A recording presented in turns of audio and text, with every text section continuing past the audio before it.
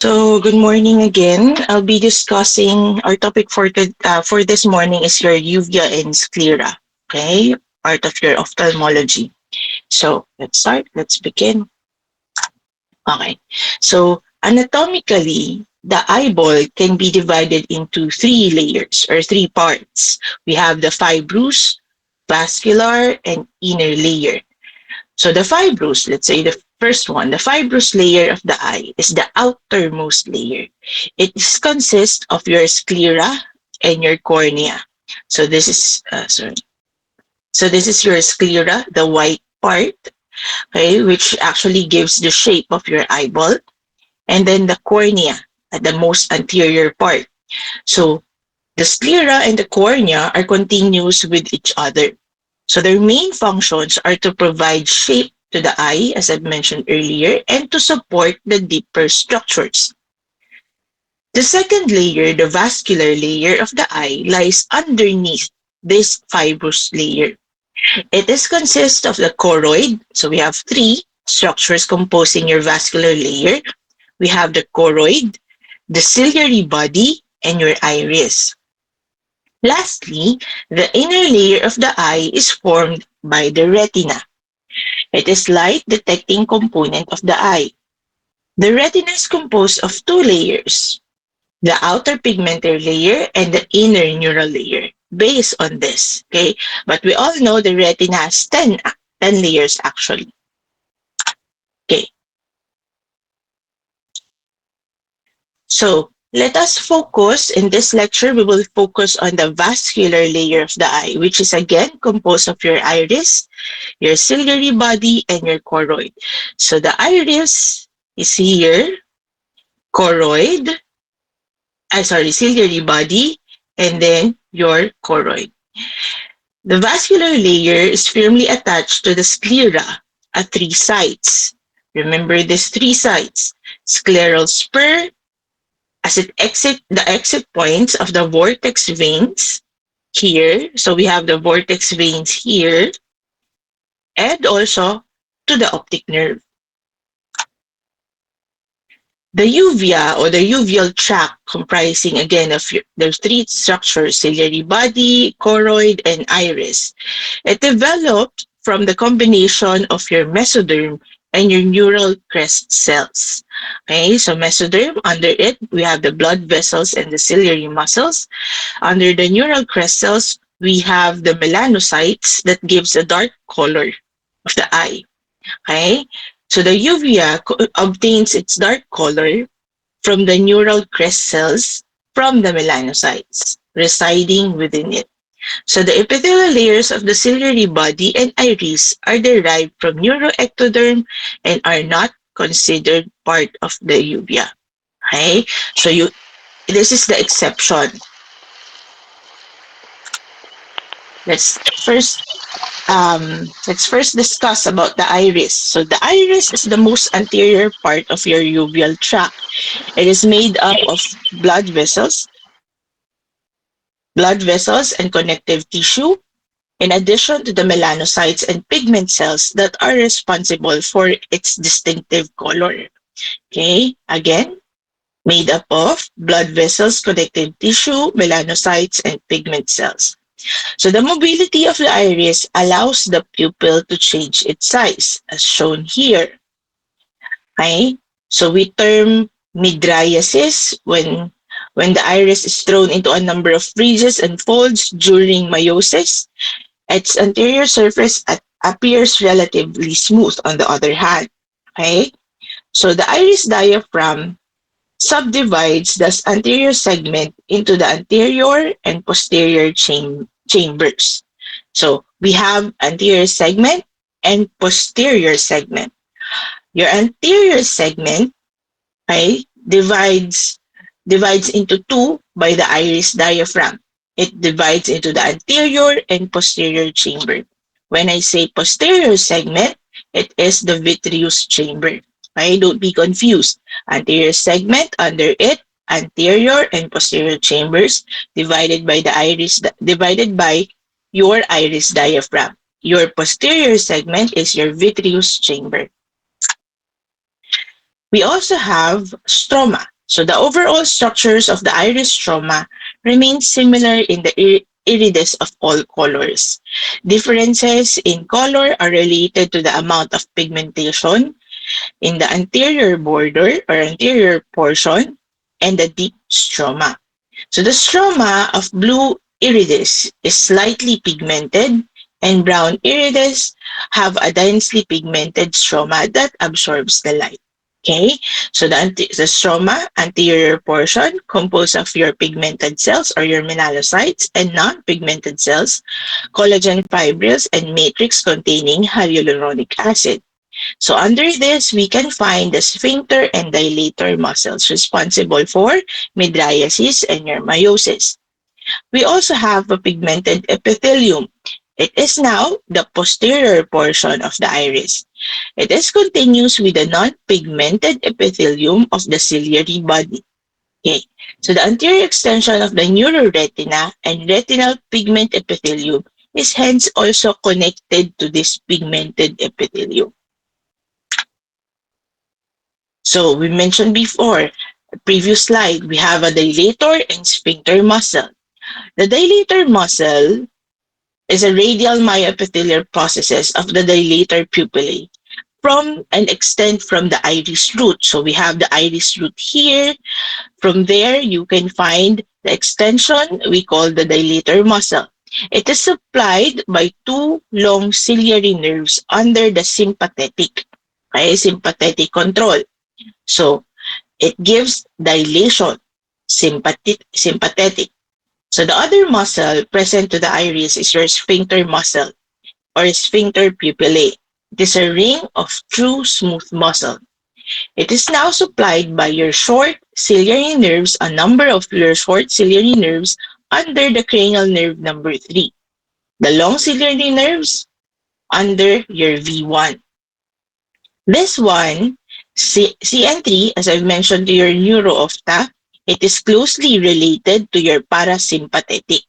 Okay, so your sympathetic, long ciliary nerves with correlation to your CNV1 dilator.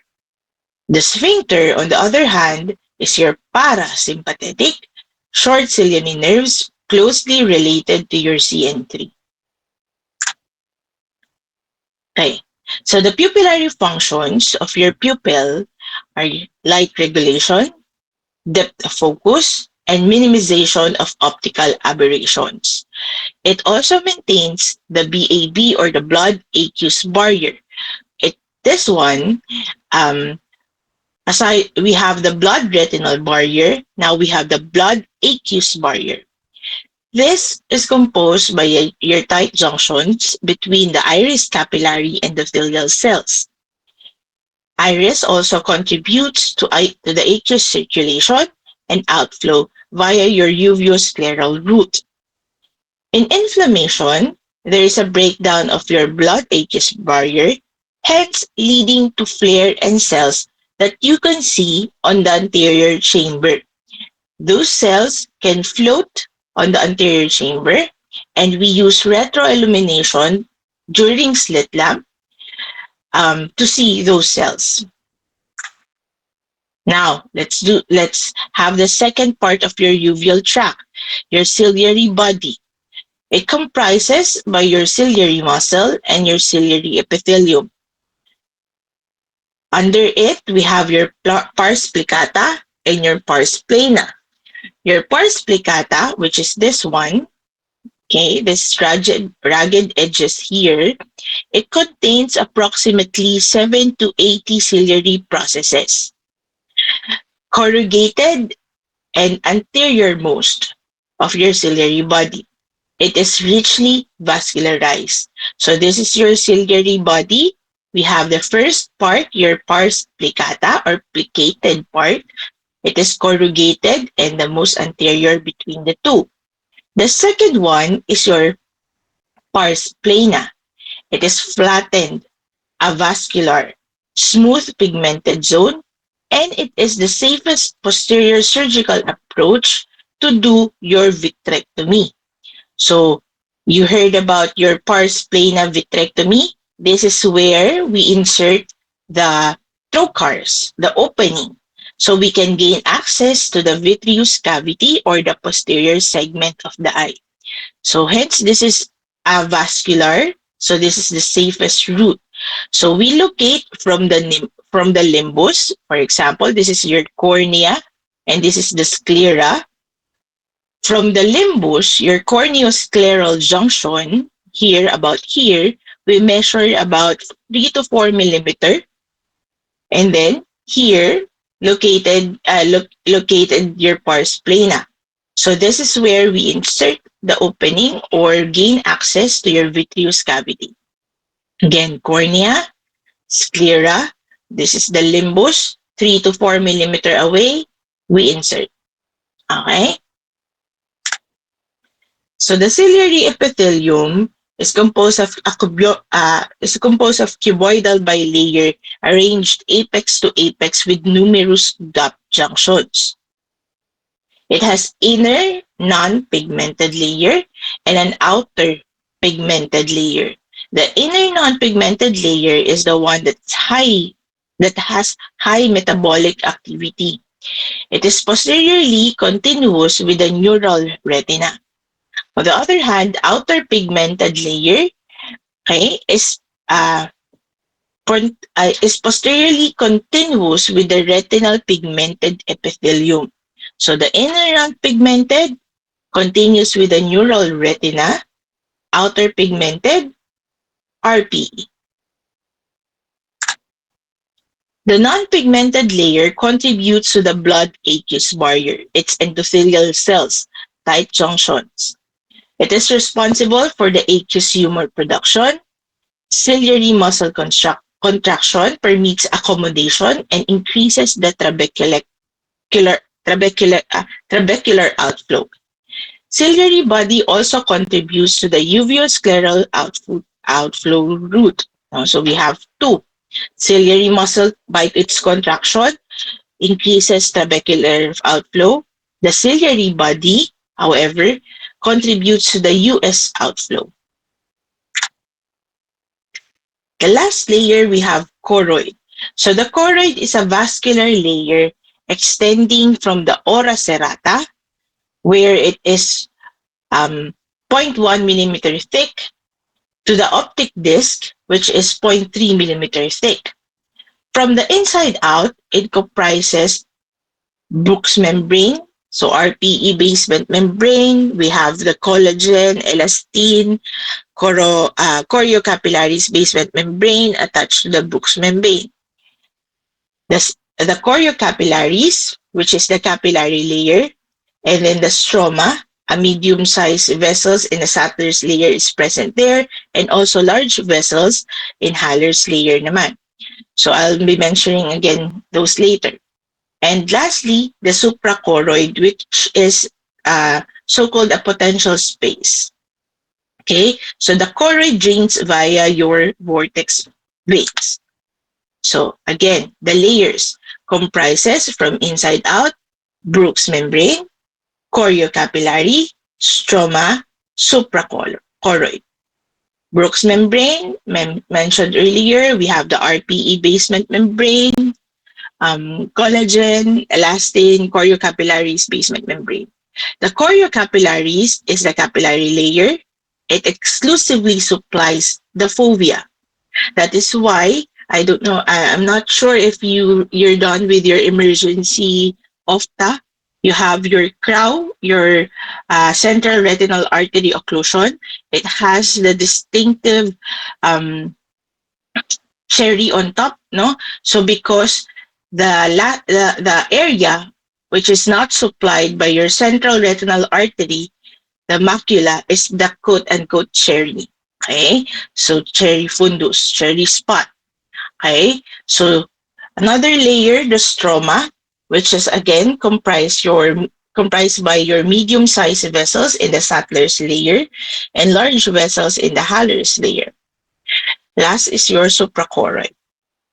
Choroid is bounded externally by your sclera. So this is the choroid, a highly vascular layer. This is your sclera, which is the white or the fibrous part of the eye posteriorly. And the choroid supplies the greatly your retina. Okay. So with 85% of the ocular blood flow, it provides effective supply of oxygen and nutrients, removal of waste products, and heat dissipation. Hence, it nourishes the outer portion of the retina, just the outer layers. Okay? So nourishment of the inner portion, on the other hand, is supplied by your central retinal artery. Okay? So it may also have significant role in ocular immunity. So that's the end of the first part, your anatomy. Now, let's go to the inflammation of your uveal tract. Simply put, it's uveitis. So uveitis, inflammation of the uveal tract. It usually affects people on age of 20 to 50 range and accounts for 10 to 20% of cases of legal blindness in developed countries. It is said it is due to in large part to the greatest prevalence of infection that can affect the eye, such as toxoplasmosis and TB or tuberculosis. It is usually most commonly unilateral, but can also be bilateral. Classification of uveitis may be under anatomical, clinical, pathological, and etiological. So we will mentioning every classification. So under anatomical, we can classify it by anterior, intermediate, posterior, and panuveitis.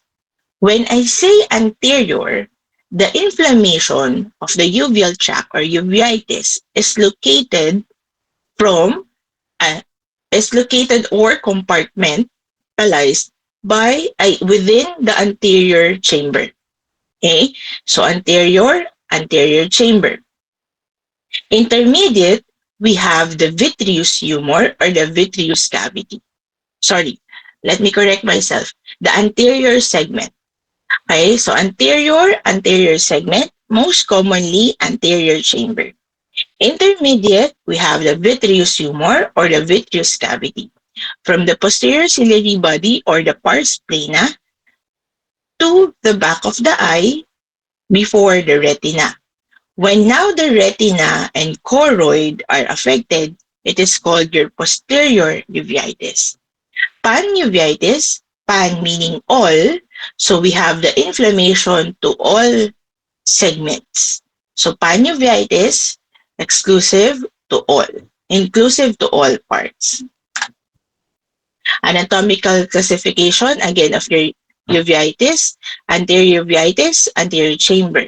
Intermediate uveitis, your vitreous chamber. Posterior, retina or choroid. Panuveitis, all segment. So we can include this uveitis cases, disorders. Anterior uveitis, of course, we have the iris, okay? Hence the iritis. Iridocyclitis, so when I say iridocyclitis, it involves the iris and the ciliary body or the anterior ciliary body inflammation or anterior cyclitis. Okay? So intermediate, we have the vitreous for the from the pars plana to the vitreous cavity. So we have pars planitis, posterior cyclitis, so the posterior part of your ciliary body, and hyalitis. Hyaloid artery is found or can be found during your fetus development, so in the vitreous cavity. Posterior uveitis, we have focal, multifocal, diffuse choroiditis. Again, choroiditis. Chorioretinitis, it is different from retinochoroiditis based on the primary location of the infection, primary source. So chorioretinitis, meaning the choroid is affected first to the retina, retina first to the choroid. Retinitis, inflammation of the retina. Neuroretinitis, it involves now your optic nerve or the neural layer of the retina. Panuveitis, again, all intraocular structures, all segments. So the anterior uveitis actually accounts for the majority of uveitis cases in Western population. A much smaller portion is made of the three, intermediate, posterior, and panuveitis. So let's first discuss the anterior uveitis. It is the most common among all anatomical classification. So you have most commonly, it is unilateral and acute in onset. We have the triad symptoms: pain, photophobia, and blurred vision. So inflammation limited to the anterior chamber is called your iritis, whereas inflammation involving both the anterior chamber and the anterior vitreous, often referred to as iridocyclitis, because the ciliary body is already affected. Signs, we have examination usually reveals circumcorneal redness, as seen in this picture, with minimal palpebral conjunctival injection or discharge. The pupil may be small or miosis, or irregular due to the formation of your posterior synechiae. Here is the posterior synechiae. When I say posterior synechiae, the synechiae or connecting membranes, is from the iris to the anterior capsule of the lens. If it's anterior synechiae, it is located anteriorly from your iris. So corneal sensation and intraocular pressure should be checked in every patient with uveitis. Remember that. Decreased sensation occurs, for example, in herpes simplex or herpes zoster infection, and also in leprosy.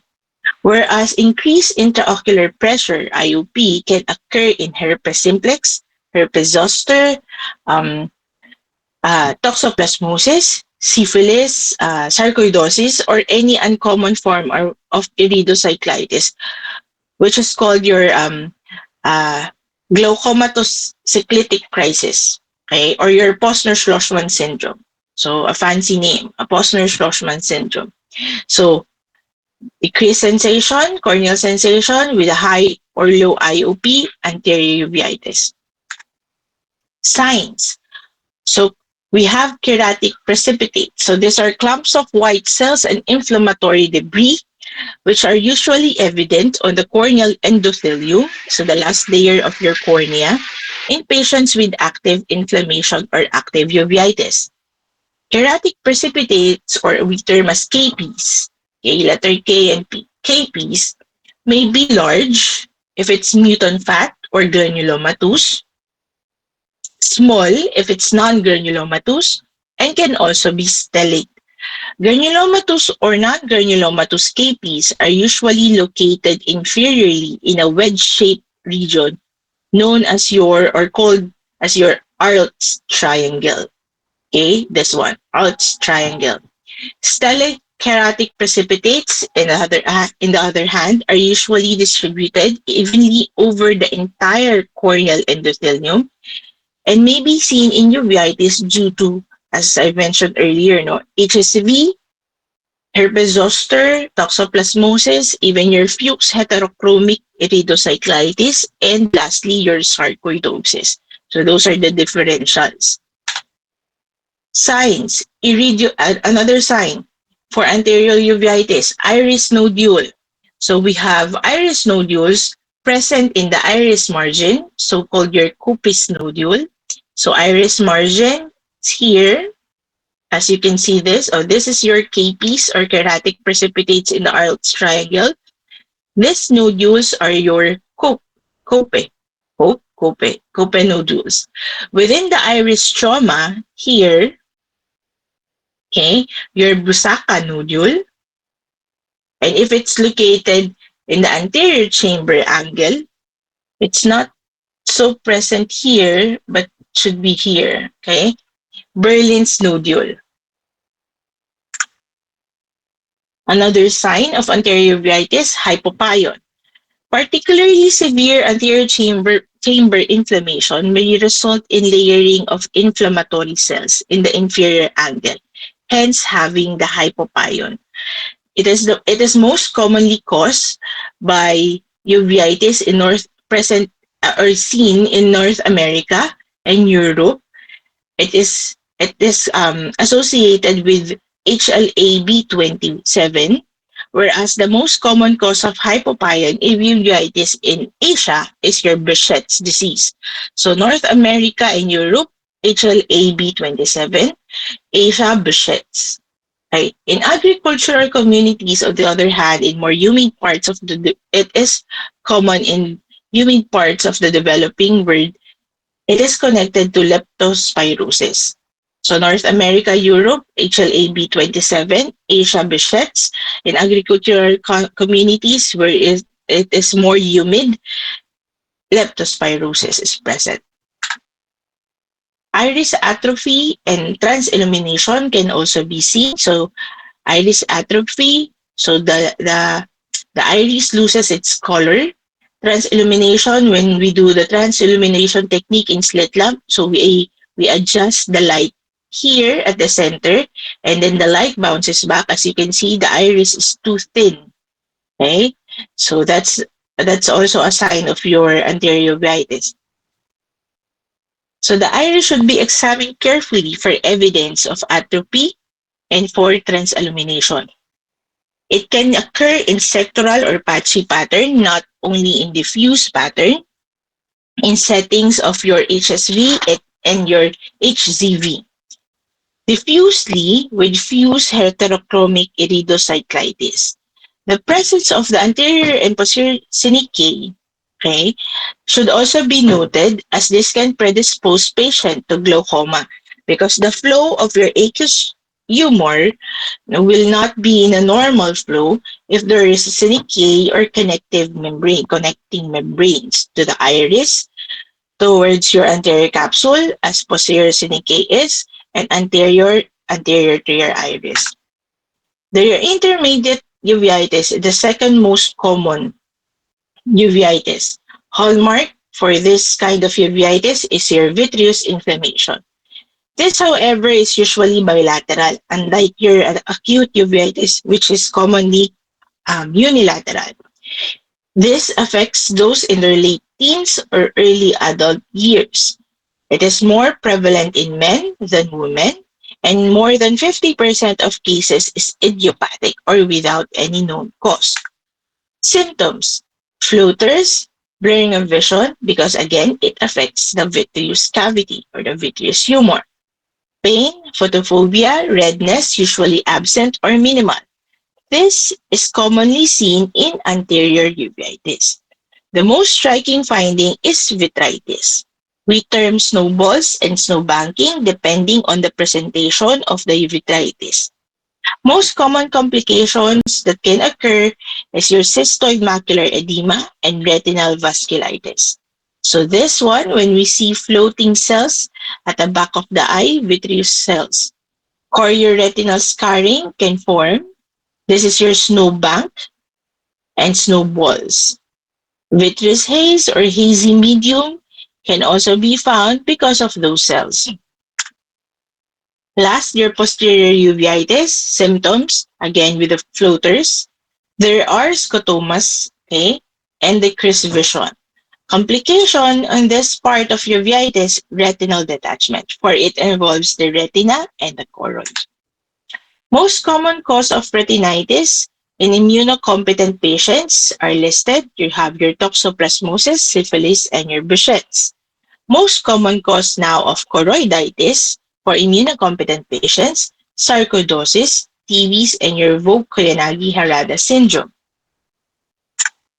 Behçet's disease is idiopathic, recurrent, multi-system disease. It affects generally men, associated with your HLA-B51. Recurrent oral stomatitis, skin lesions, arthritis, epididymitis, intestinal ulceration, and vascular problems can also be seen in the patient. Hence, it is multi-system disease. Your VKH or your Vogt-Koyanagi-Harada disease now involves the eyes, auditory system, meninges, and the skin. It has a female to male ratio of 2:1. So female have a more reported cases. It is common to third to fifth decade of life. Immune reaction, it is an immune reaction to the uveal melanin associated protein, melanocytes, or pigmented epithelium, strongly associated with your HLA-DR4. So you remember this chromosomes, okay? So HLA-B51 for Behcet's, you have HLA-DR4 in your von Koyanagi-Harada disease.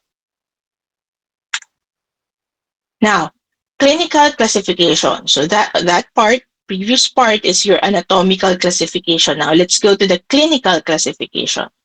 Proposed clinical classification is this one or this one: infectious, non-infectious, and masquerade diseases. Under infectious, we have the bacterial, viral, fungal, parasitic. Non-infectious, if the patient has known systemic diseases, or can also be with no known systemic association. Masquerade can be with neoplasm and non-neoplasm as well. Pathological classification separates granulomatous and non-granulomatous uveitis. So anatomical, we have the anterior, intermediate, posterior, and panuveitis. Clinical, we have infectious, non-infectious, and your masquerade disorders. Pathological separates granulomatous and non-granulomatous uveitis. So the term granulomatous in clinical context is sometimes used to describe uveitis with large, greasy, mutant fat keratic precipitates or your macrophages. And iris nodules, which may include your copes and your Brusaka nodules. So again, your copes is located on your iris margin. Your Brusaka is within the iris stroma. Okay. However, this is strictly a histologic term and it is not accurate as a clinical descriptor. So indeed, the clinical picture may be seen in diseases with non-granulomatous histopathology, and true granulomatous disease may present with a non-granulomatous uveitis. Okay? So non-granulomatous, this is the typical non-granulomatous and typical uh, granulomatous. Onset, acute versus insidious, pain, very, very noted, to none or minimal, and so on. Okay? Again, I will give you a student's copy of this lecture. So under the non-granulomatous, we have these cases, systemic cases. We have your GRA or your juvenile rheumatoid arthritis, ankylosing spondylitis, Reiter's disease. Under your granulomatous uveitis, you have your TB, syphilis, leprosy, VKH, and sarcoidosis. Now, let's go to the etiological classification.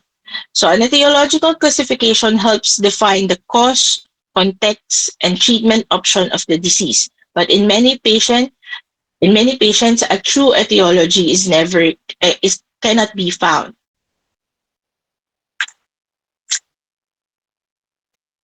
No, so this is by anatomical, not etiological.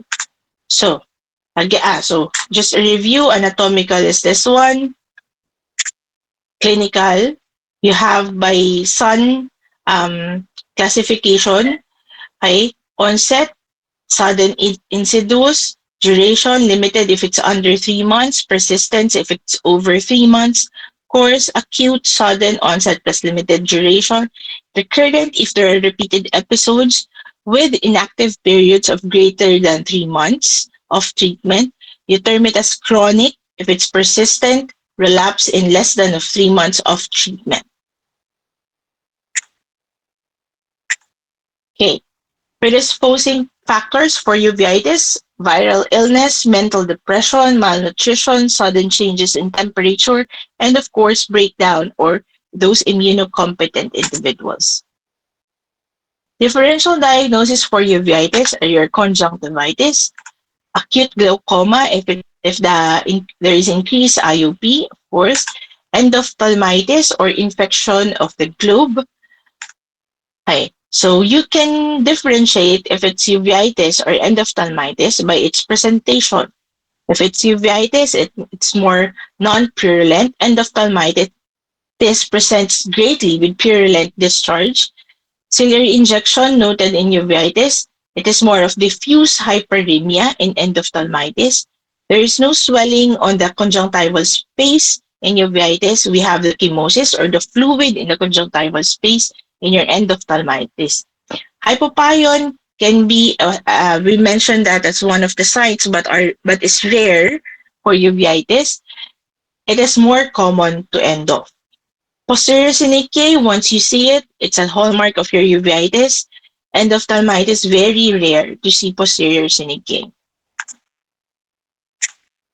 Common complications from uveitis: glaucoma, cataract, we have your band keratopathy, or uh, opacification or hardening of the central of the cornea, cystoid macular edema, retinal detachment, vitreous opacities, and occlusion pupillae due to the synechia.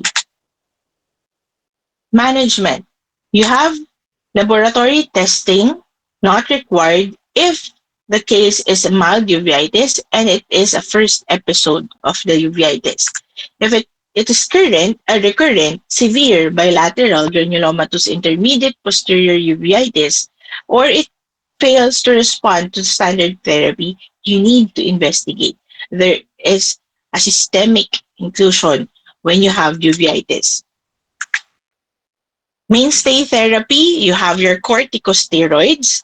It can be through oral or topical to control the inflammation. We give also cycloplegics, first to prevent synechia formation, and secondly to reduce the pain secondary to your ciliary spasm. We can give chemotherapeutic agents and biologicals, tissue necrotic factors inhibitors like your infliximab and your adalimumab. Again, the goals of treatment is to control inflammation and to prevent complication. Any question with the first part, the uvea? Still there? None po, Doc. No po, Doc. Okay. Okay. Let's go now to the second part, your episclera and your sclera. So, sclera, again, a part of your fibrous coating of the eye or the fibrous layer, and then the conjunctiva coats it. So, fibrous outer protective coating of the eye, it is collagenous and covered anteriorly by your episclera, which is a fine elastic tissue with numerous blood vessels. It is thinnest at the insertion of your rectus muscles. Okay, so the sclera has three vascular layers: your conjunctival vessels, vessels within the Tenon's capsule, which has maximal congestion in episcleritis, and it blanches with topical phenylephrine if it's a true scleritis. Deep vascular plexus, maximal congestion in scleritis, and to know if it's scleritis, on this case, phenylephrine has no effect on these vessels. So to make sure that it is episcleritis, topical phenyl sorry, to differentiate if it's episcleritis to scleritis, we instill phenylephrine. So if it blanches, it is episcleritis. If it has no effect, it is scleritis. Okay? So as you can see here, this is normal when you have scleritis, you instill phenylephrine, so it has patches, or when you give pressure, a little pressure on it, it blanches. If it's scleritis, it remains hyperemic. Good. Okay. So episcleritis is common, benign, and self-limiting. It greatly affects young adults. Most of the cases is unilateral. So it has redness with mild discomfort, tenderness, and watering or eye discharge. Two types, we have the simple episcleritis, and the second type is your nodular episcleritis. So these are the pictures. Simple sectoral episcleritis and your simple diffuse episcleritis. So this simple episcleritis is the most common type between the two. Okay? So usually sectoral, as seen in this picture, but can also be diffuse. Usually resolves spontaneously within 1 to 2 weeks. As mentioned earlier, episcleritis is self-limiting. On the other hand, nodular episcleritis, we have localized and raised congested nodule. Okay, here. It has longer time to resolve And with recurrent attacks, the sclera may appear more translucent. Sorry, wait. Okay. With recurrent attacks, sclera may appear more translucent, should not be mistaken for scleral thinning. Okay, so as you can see, this has dark spots because the choroid underneath the sclera can now project its color.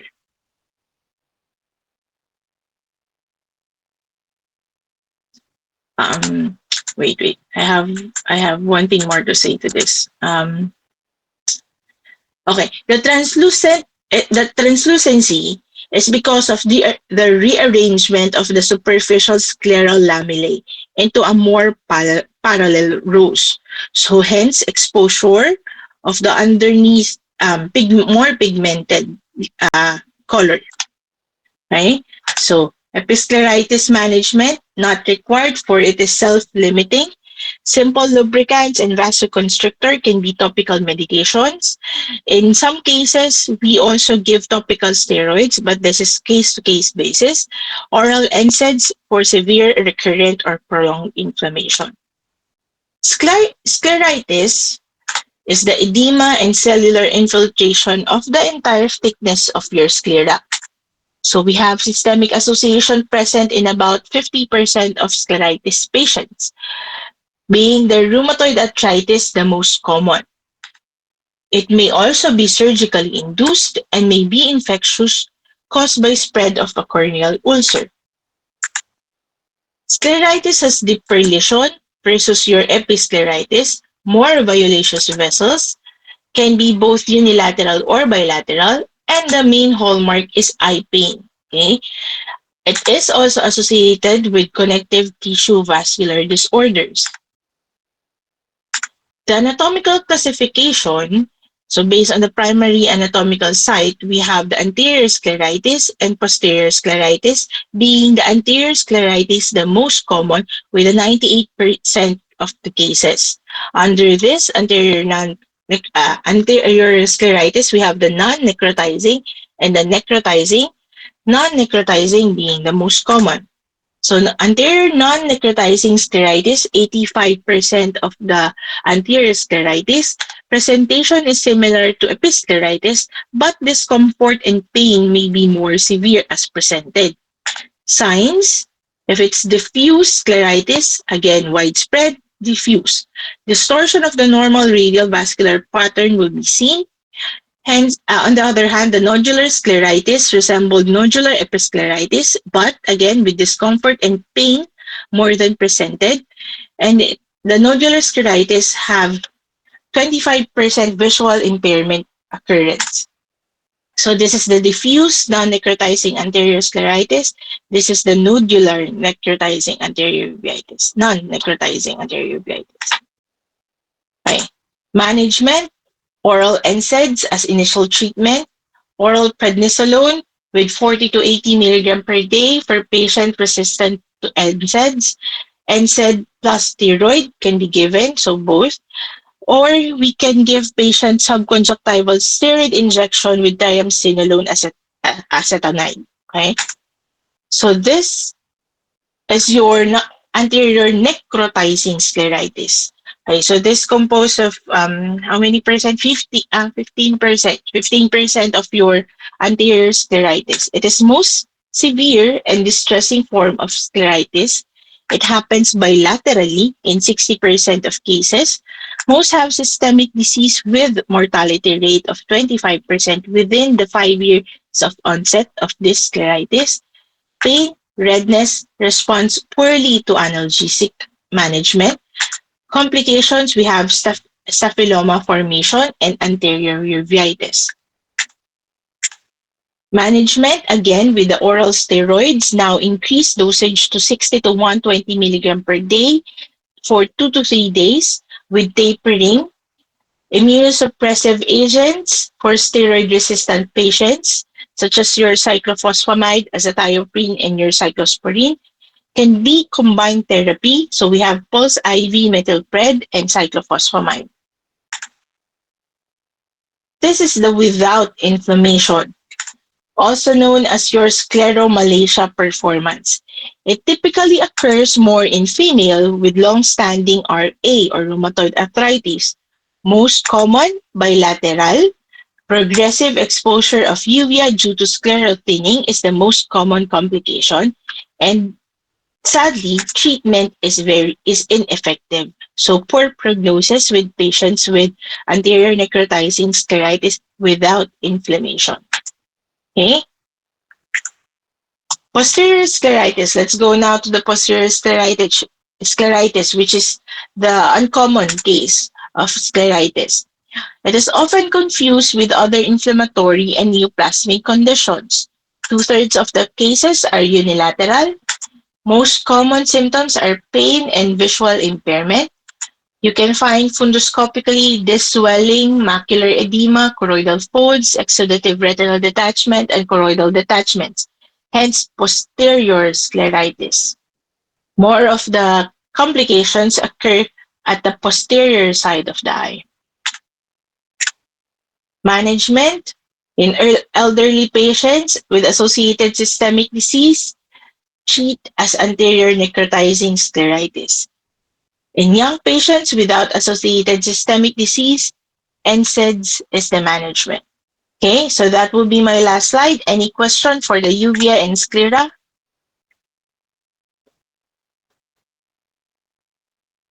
If none, I'll None. just... Okay. Is Ma'am Angel here po?